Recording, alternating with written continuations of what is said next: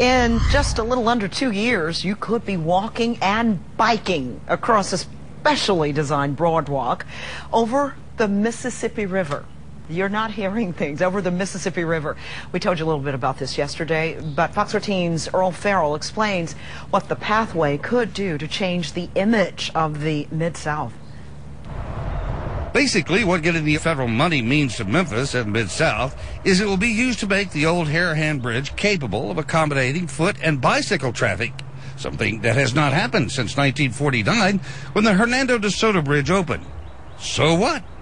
Well, here's what. Really brings that project together, connecting Crittenden County, Arkansas to Shelby County across the river, the great river there, the bridge, the pedestrian bicycle walkway.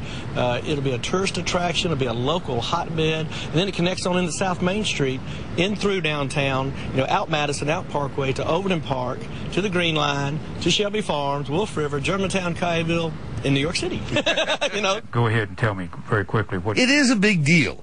Charlie McVane has been around big deals all of his life, and he's been around this deal since he started working on an idea to build a better bike. Clearly, the notion of the bridge never would have occurred had I not got focused on bicycling opportunities because of the aerobic cruiser.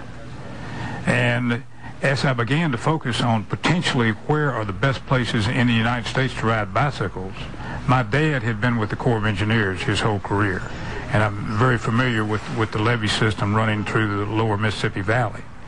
And then it began to occur to me, I said, my goodness, if we could put bike paths, if we could simply pave the maintenance roads on top of those levees and create bike paths, the levees running from St. Louis to New Orleans would suddenly become not just a bike trail, but the greatest bike trail on the face of the planet Earth, and a very major tourist attraction for our region. That's right. And did you read where you're going to be able to bike from St. Louis to New Orleans? Yeah. Now that's going to be great. We're the stopover in Memphis. That's right. Well, in fact, we're thinking about a bed and breakfast, Earl. You want to invest? I don't think so. Keep in mind, all this excitement over a bike trail is coming from the same city that for years has considered exercise to be walking from your car to the next place to eat.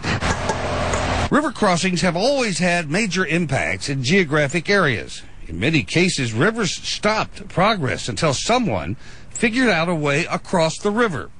That has never been more true. It is a big deal for the city of Memphis and for the region. We're going to create a international tourist destination, and people will walk miles and miles to get a view over water, to be able to walk less than a mile from downtown Memphis, to be in the middle of the Mississippi River, seeing the riverfront, seeing the Hernando de Soto Bridge, seeing the Memphis skyline. It's going to be amazing. Who knows, someday the Mid-South might be known as the most physically fit community in the entire country, possibly the world. And when they track it all back to how it happened, it turns out to be a bridge that made it possible for people to start walking and riding bicycles again. Wouldn't that be funny? Earl Farrell, Fox 13 News.